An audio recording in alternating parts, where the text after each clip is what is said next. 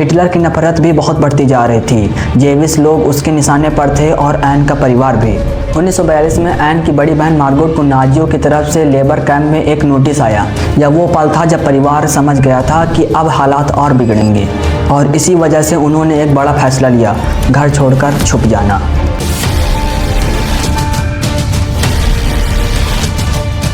मीबगिज, क्लीमन, bugler और बेप ये असल हीरो थे।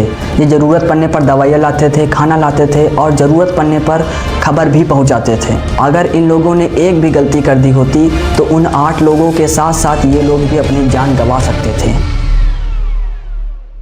यह कहानी है एन फ्रैंक की, एक 13 साल की लड़की जिसने उस समय अपनी डायरी लिखी जब बाहर की दुनिया बहुत खतरनाक दौर से गुजर रही थी।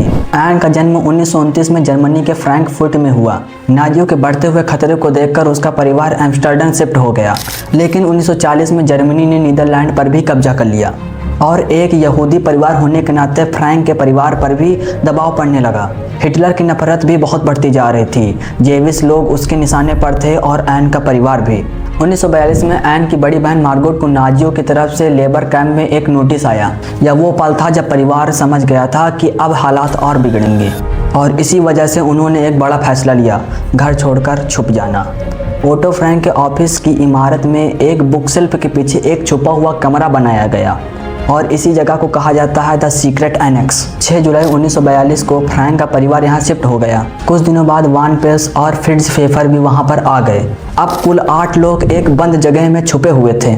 इन 8 लोगों को जिंदा रखने का काम कर रहे थे 4 बहादुर लोग, मीबगिज, क्लीमन, बगलर और बेप। ये असल हीरो थे। ये ज़रूरत पड़ने पर दवाइयाँ लाते थे, खाना लाते थे और ज़रूरत पड़ने पर खबर भी पहुंचाते थे। अगर इन लोगों ने एक भी गलती कर दी होती तो उन 8 लोगों के साथ साथ ये लोग भी अपनी जान गंवा सकते थे। अब बात करते हैं उस चीज़ की जिसने एन को पूरी दुनिया में फिर से जिंदा कर दिया, उसकी डायरी।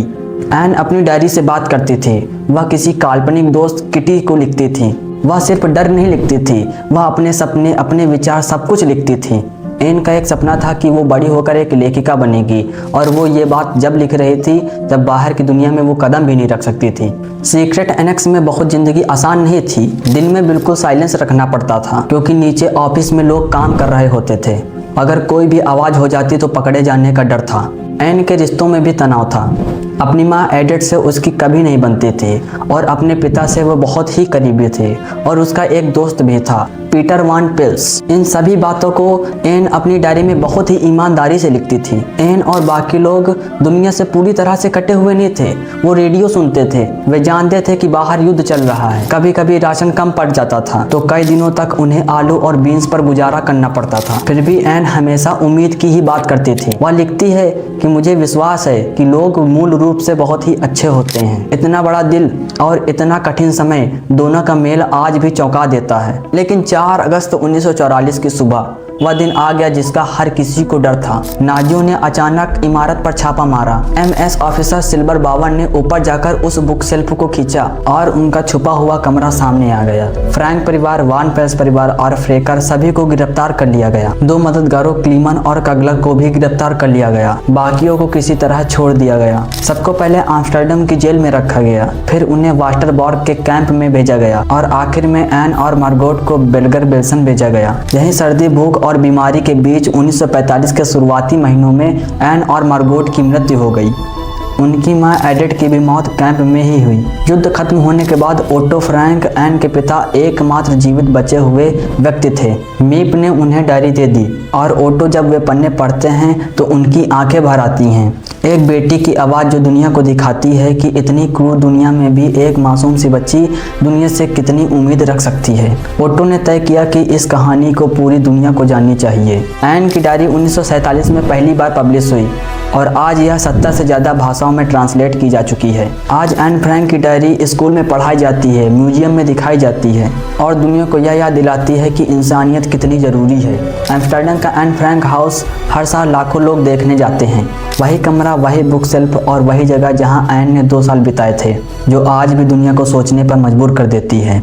और शायद यही एन की सबसे बड़ी ताकत थी। भले ही वो 15 साल जी हो, लेकिन उसकी आवाज़ आज भी जिंदा है। अगर आपको एन फ्रैंक की ये कहानी सोचने पर मजबूर करती है तो इसे दूसरों तक जरूर पहुंचाइए। इतिहास की ये आवाज़ जितनी दूर तक जाएगी, हमारी दुनिया उतनी ही बेहतर बनेगी। आशा करता हूँ कि एन फ्रैंक की इस कहानी ने आपको अंदर से मोटिवेट किया होगा।